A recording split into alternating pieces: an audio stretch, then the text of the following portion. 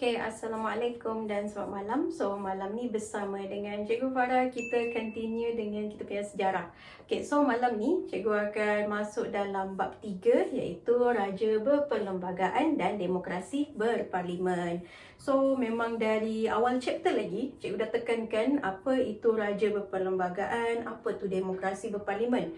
Benda ni dah mention dari bab 1 lagi, tak silap. Korang boleh tengok dekat 1.2 ke?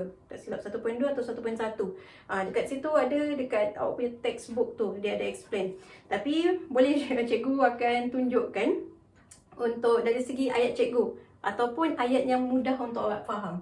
Okay, so first, ini antara terms-terms yang awak kena tahu dulu dalam sebelum awak masuk topik ni. Make sure dari bab 3 ni dah tak ada problem dari segi terms ni.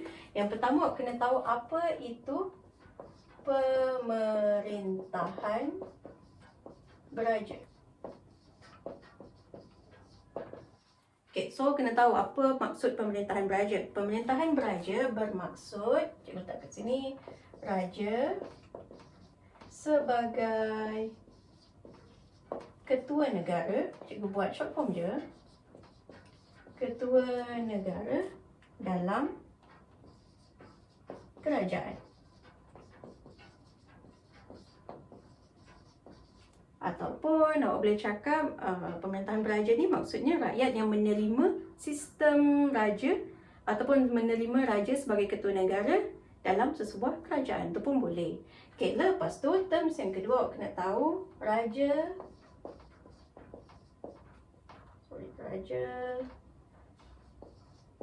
berperlembagaan. Okay, so apa maksud raja berperlembagaan? So raja berperlembagaan maksudnya raja sebagai ketua negara, cikgu buat short form je, sebagai ketua negara memerintah berdasarkan perlembagaan. Maksudnya ada undang-undang yang dia kena follow, undang-undang yang paling tinggi. Okay. Lepas tu yang ketiga, raja berkuasa mutlak. Okay, so untuk raja berkuasa mutlak maksudnya raja sebagai pemerintah dan ada kuasa penuh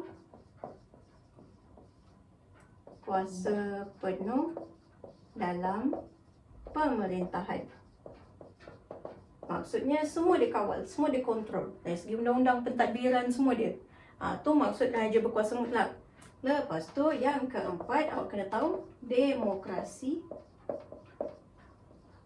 berparlimen. Okay, so demokrasi berparlimen ni adalah pemilihan ataupun pemerintahan menteri atau pegawai berdasarkan konsep demokrasi.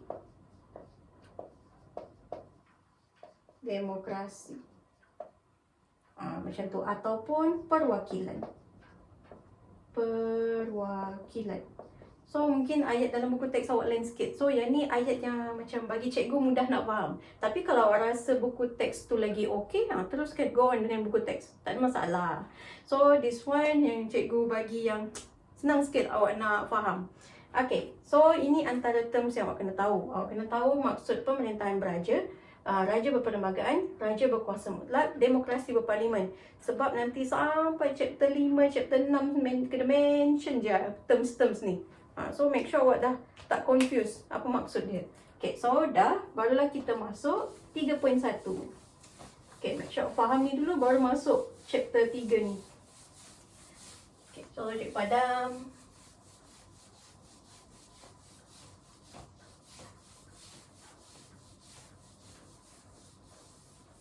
Okay, so kita masuk dalam bab 3.1. Sebelum wujudnya perlembagaan ni ataupun raja yang follow pemerintahan secara berperlembagaan, of course kita tahu dulu ada undang-undang bermula Kesultanan Melayu Melaka. Okay, so first kita tengok latar belakang dulu. Guna apa lah. Okay, kita tengok latar belakang pemerintahan beraja dan demokrasi. Maksudnya bila dia bermula, bila dia start, macam mana boleh start? Dia terms dulu-dulu dia tak guna perlembagaan, dia tak guna, kita dah belajar kan dalam ciri tradisional. So this one latar belakang macam mana dia start perlembagaan ni. Okay, so pertama latar belakang dia adalah pemerintahan, dalam pemerintahan beraja Kesultanan Melayu Melaka. So cikgu buat short form je. Okay, pemerintahan Kesultanan Melayu Melaka. Okay, so pemerintahan Kesultanan Melayu Melaka ni, dia time ni raja adalah berkuasa mutlak. Cikgu tak explain lagi sebab dah explain tadi. Raja berkuasa mutlak. Okay, so bila raja berkuasa mutlak, maksudnya dia ada pemerintahan penuh dari segi pentadbiran, undang-undang dengan kehakiman. Okay, lepas tu lagi selain daripada bidang ni, raja juga adalah sebagai ketua agama. Raja sebagai ketua agama. Sebab apa? Time Kesultanan Melayu Melaka lagi dah mengamalkan pemerintahan yang berkonsepkan Islam. Sebab adanya konsep Islam. Okay, lepas tu pemerintahan dia, berdasarkan undang-undang. So, dulu tak dipanggil sebagai perlembagaan, panggil sebagai undang-undang. Itulah undang-undang yang dia buat paling tinggi dulu adalah Hukum Kanun Melaka dengan Undang-Undang Laut Melaka. Cikgu buat short form je. So, kalau soalan tanya, apakah bukti yang menunjukkan Kesultanan Melayu Melaka ni dah ada ciri-ciri perlembagaan? This one. Sebab dah ada undang-undang ni. Okay, so ini adalah bukti ciri-ciri perlembagaan. Okey, lepas tu bila dia ada berkuasa dari segi undang-undang, pemerintahan dia bercorakkan undang-undang ni, so dia telah mempengaruhi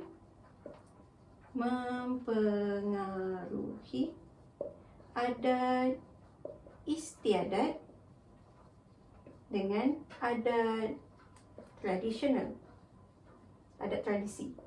Okay, so adat istiadat ni dari segi macam, yalah, protokol istana tu, itu adat istiadat.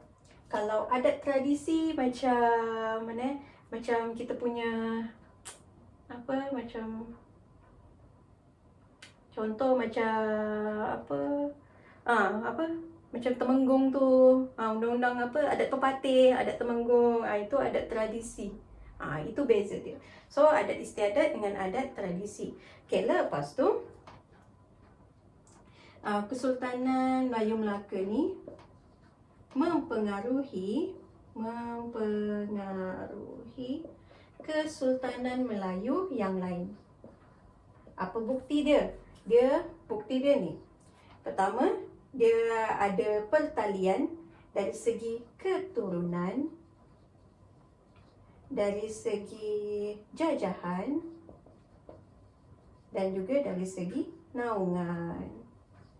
Tahu kan beza jajahan naungan? Jangan tak tahu lagi dah. Form 5 dah. Okay, lepas tu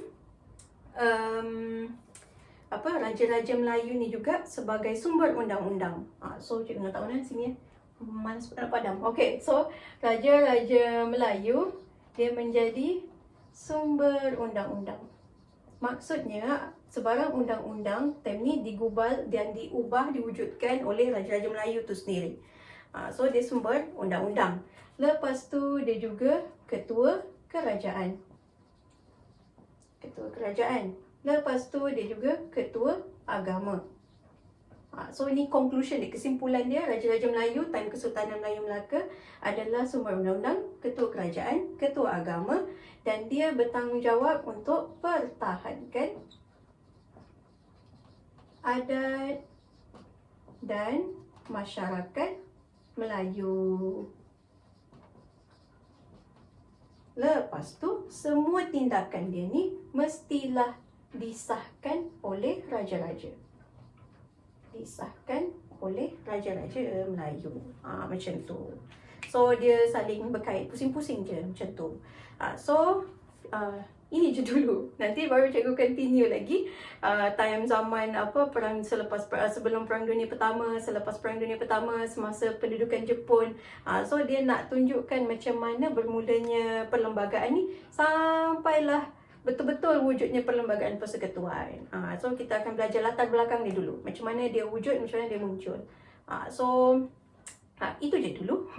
So harap-harap apa yang cikgu buat ni membantu. So sorry kalau macam agak berterabur. Cikgu dah try tersusun dah ni. Okay. So itu je untuk hari ni. Kalau jangan lupa ada YouTube live streaming setiap hari Selasa, Jumaat dengan Ahad. But sometimes kalau ada keadaan tak mengizinkan, mungkin cancel macam tu. Biasalah, kita boleh plan. Lepas tu, kalau nak join kelas Zoom meeting, still open, masih lagi dibuka. Boleh WhatsApp cikgu. Nak tanya je pun boleh. Ada package untuk account, ada package untuk Sense to Learn, ada package untuk sastra. Tak ada masalah, tanya je pun boleh. So, itu je lah untuk malam ni. So, jangan lupa like and subscribe. That's all for today. Thank you. Assalamualaikum. Bye.